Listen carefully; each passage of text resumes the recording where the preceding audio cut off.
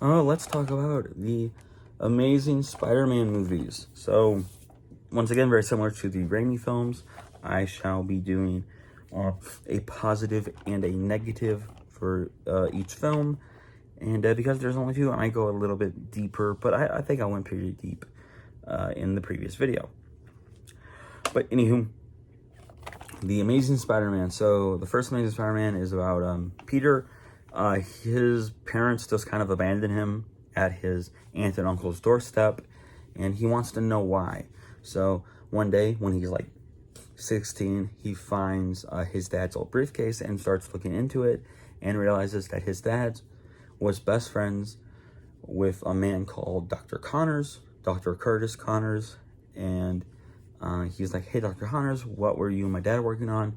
Turns out that it was that they were working together on these like hybrid animal-human, like hybrid creatures. And Peter's like, oh, interesting. Eventually he becomes Spider-Man, and then Dr. Connors, with a bit of Peter's help, becomes the Lizard, and then the Lizard tries to turn the entirety of New York into lizard people because he believes that's the next step of human evolution. And the Peter, what were his parents doing sort of subplot gets carried over into the next. They also chose to adapt Gwen Stacy, played by Emma Stone, and her father, Captain Stacy, played by Dennis O'Leary. It's either Dennis Leary or Dennis O'Leary, and I've never been sure.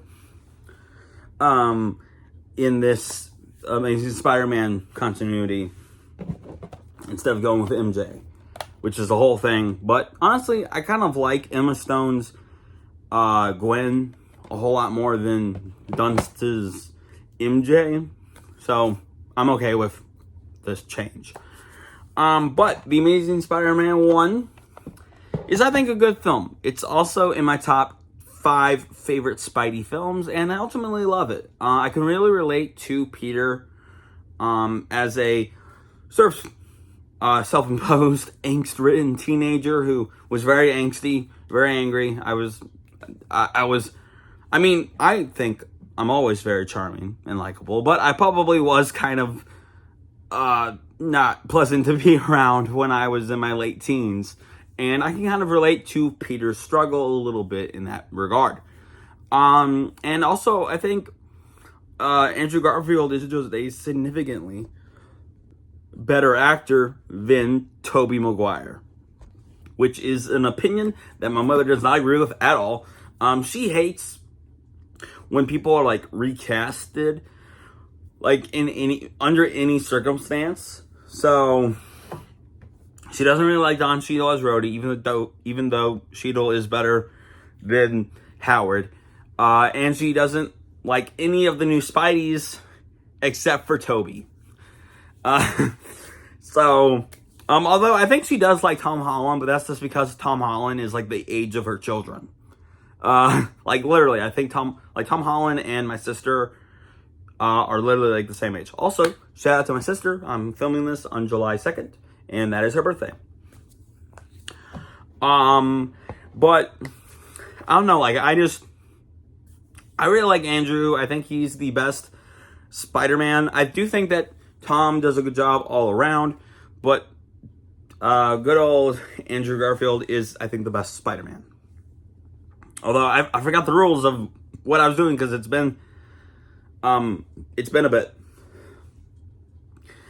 Although I did say that I was gonna maybe go a bit more in depth, considering that there are only 2 movies here. But no, like I really like this movie. I love just sort of the feel of it as well. I will say I don't really like some of the stuff around Peter getting his powers. Like that train sequence where he like de-shirts, like rips off the woman's shirt and it's a bra. Feels like being gritty for the sake of gritty. And like Peter just shattering the backboard of his high school and subsequently later giving one of the football poles Peyronie's disease just feels dumb. And like how do these people not know that he's... Now, granted, it's not as stupid as what Tom does in his second movie, but it just feels like, at the time, superhero-themed humor shenanigans that just weren't good at the time, and especially if they aged poorly. Now that we are a bit better with that kind of stuff. And I also like Emma Stone's take on the character, but that's my negative. Oh, and also, like, the lizard sucks. Like, the villains of the Raimi trilogy were never like Shakespeare, but like, you know, Alfred Molina, that's his name. Alfred Molina, great actor, was able to bring some panache to Doc Ock. Willem Dafoe was great as as Green Goblin. Like, there's just some fun to be had with some of the villains in the Raimi trilogy. Not particularly in 3, but in the first 2 films. And unfortunately, I don't think the Amazing films necessarily ever do that. So I guess my negative is just some of the humor that has aged poorly. Not because of like racism or something, but just because it was a product of its time when it came to superhero movies. And then also Venom, and also the Lizard. The Lizard is also a bit of a negative for moi. But positive is just the visuals. I think that there's some really cool visuals with Amazing 1. Of course, Amazing 2 looks gorgeous. Yeah, I really like Andrew Garfield's performance in this film specifically. And I also like specifically the visual of him swinging from the city, because Mark Webb, in the commentary for the film, talked about how realistically Spidey couldn't just, you know, web swing from building to building, like, you know, with the arc or whatever. He would have to,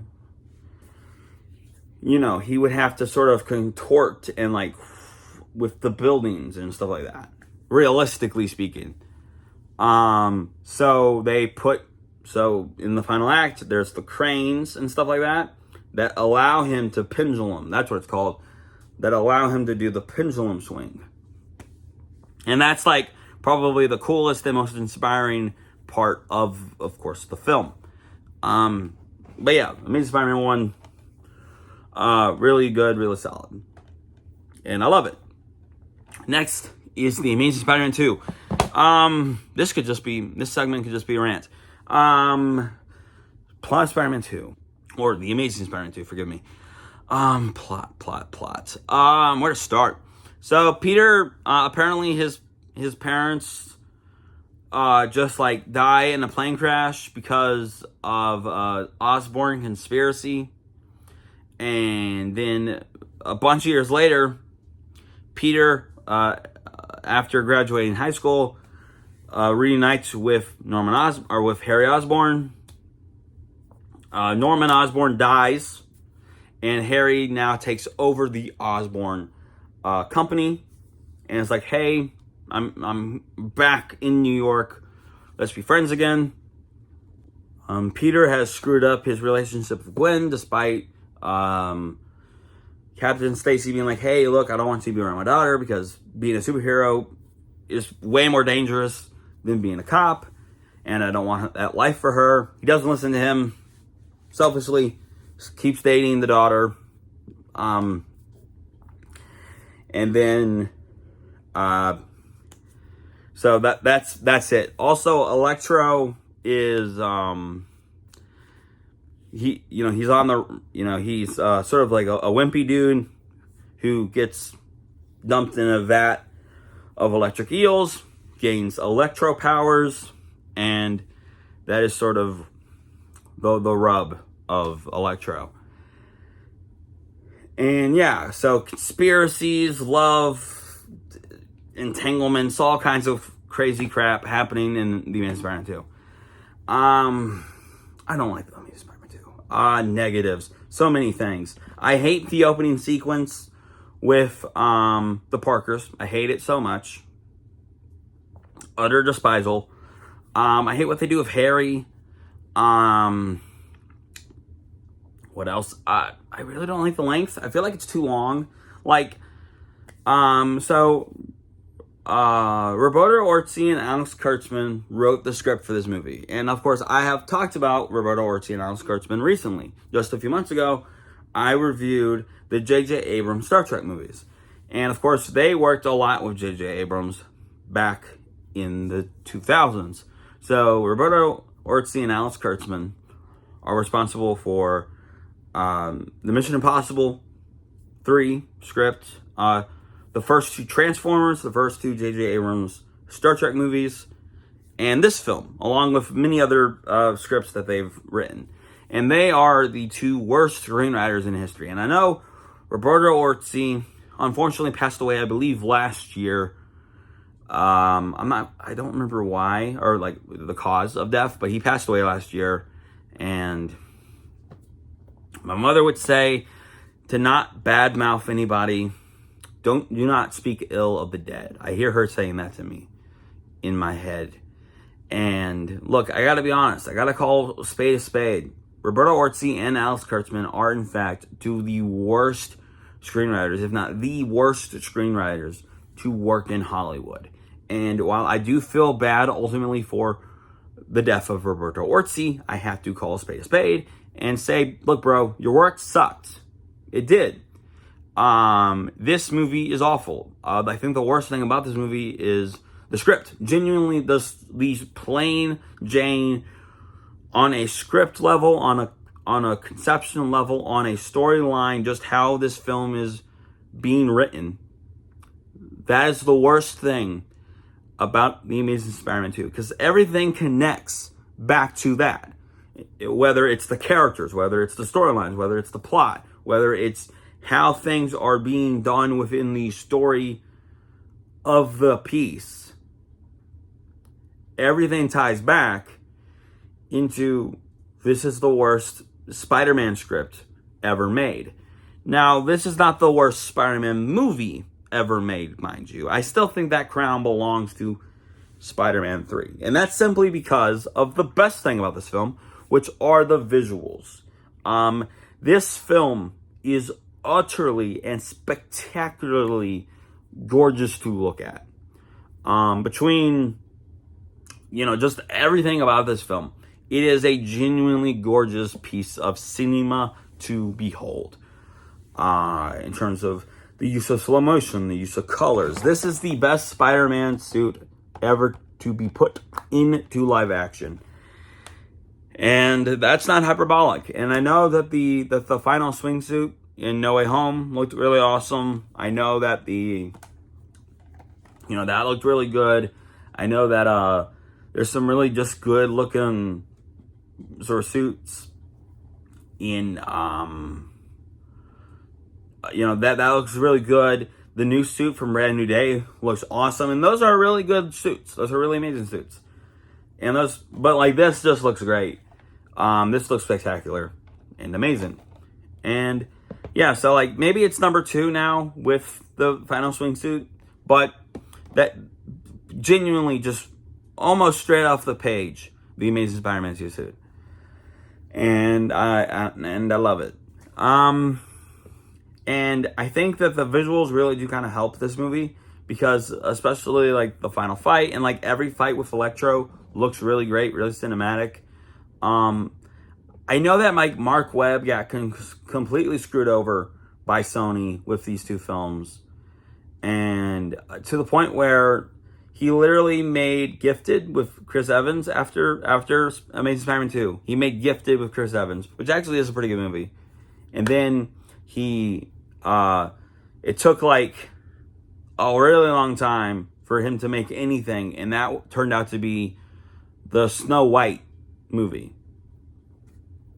The live action Snow White with Rachel Zegler. Bro, I do feel bad for Mark Webb, because honestly, I think he deserves another crack at, some kind of superhero. And I don't know, it just kind of, it sucks to say that this really isn't a good film. But at least it looks pretty, I guess. Because I do think, and the music is also incredible.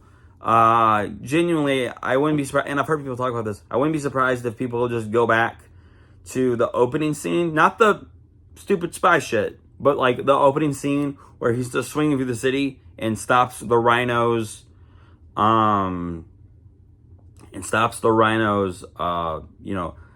cargo theft, that big truck sequence. And of course, the sort of the final fight with Max, with Electro. And yeah, and of course, Andrew Garfield and Emma Stone's chemistry is really good also in this film. But I don't know, like, I kind of don't like how selfish Peter kind of ended up being with just ignoring Captain Stacy.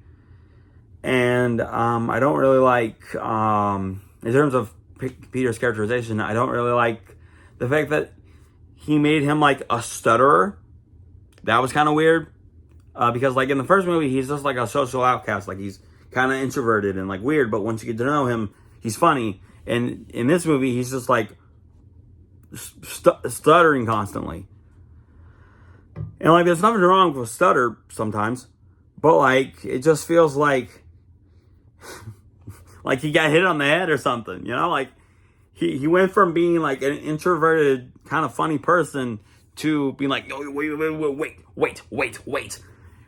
He literally does that in the scene where him and Gwen break up. It's crazy. But yeah, we've been going for 15 minutes, and this was supposed to be the quicker. I thought, I only have 2 movies. I could knock that out of the park. And then it turned out, gosh darn it, I got a haircut yesterday. I thought this could be the quicker of the 2. But yeah, there you go.